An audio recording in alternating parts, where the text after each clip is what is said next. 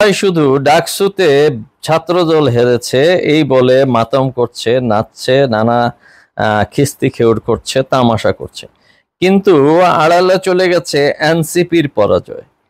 NCP যেহেতু এই ছাত্র গণঅভ্যুত্থানের মূল নায়ক হিসেবে আবর্তিত হয়েছিল এবং যাদের নেতৃত্বে সেই আন্দোলন হয়েছিল, সেই নেতৃত্বের মহানায়ক যারা বিএনপি সহ সমস্ত দলসমূহকে থোড়াই কেয়ার করতেন, থোড়াই গণ্য করতেন কোনো দল হিসেবে এবং অহরহ হুমকি এবং মব তৈরি করতেন, তাদের এইসব নির্বাচনে কি হাল হলো সেগুলো নিয়ে কেউ কিছু বলছে না। এগুলো একটু রহস্যজনক। মূলত 5ই আগস্টের গণঅভ্যুত্থানের পর পরিস্থিতি এনসিপির কারণেই, এনসিপির এই নেতৃত্বের বাগাড়ম্বর এবং উচ্ছৃঙ্খল কথাবার্তার সুযোগে জামায়াত এবং ছাত্র শিবির সমস্ত বিশ্ববিদ্যালয়ের হলসমূহ এবং বিশ্ববিদ্যালয় সমূহ তাদের দখলে নিয়ে নেয়।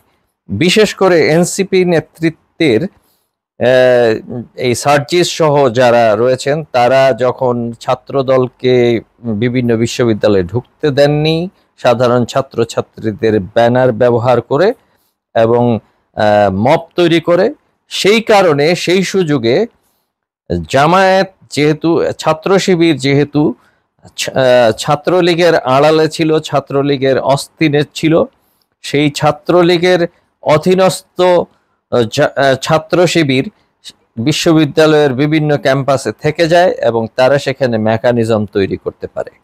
এবং পরবর্তীতে ঢাকা ইউনিভার্সিটির ভিসি হয়ে আসেন যিনি, তিনিও জামাত সংশ্লিষ্ট সরাসরি নন কিন্তু জামাত মনস্ক।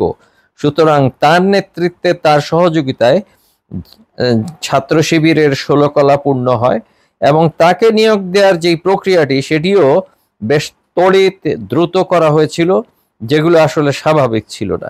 এখানে যাচাই বাছাই করার একটা প্রয়োজন ছিল। বাংলাদেশে সে ছাড়া আর কোনো শিক্ষিত মানুষ নেই এরকম তো নয়, আরো কয়েকজনের নাম আসা উচিত ছিল এবং সেগুলো থেকে যাচাই বাছাই করে একজনকে ঢাকা বিশ্ববিদ্যালয়ের ভিসি করা উচিত ছিল। মূলত এনসিপির ষড়যন্ত্রের কারণে, এই সার্জিস হাসনাতদের ষড়যন্ত্রের কারণে তাদের কিছুই জানে না, তারা কিছুই রাজনীতির বোঝে না, কিন্তু তাদের বাগাড়ম্বরের কারণে সেই সময় ছাত্র শিবির তাদের আড়ালে থেকে সমস্ত কিছু আয়োজন করেছে এবং এই ভিসি নিয়ে পেয়েছে। সুতরাং এই পরিস্থিতির জন্য, আজকের এই পরিস্থিতির জন্য অবশ্যই এনসিপি ইতিহাসের কাছে দায়ী হয়ে থাকবে। এখানে ছাত্র দলের পরাজয় হয়নি, এখানে ছাত্র দলের পরাজয়ের চেয়ে বড় পরাজয় হয়েছে এনসিপির এবং বাংলাদেশের। এনসিপি মূলত বাংলাদেশকে একটি মপতন্ত্রের কাছে সমর্পণ করে বাংলাদেশকে একটি ভয়াবহ রাজনীতির আগ্রাসনের দিকে ঠেলে দিচ্ছে।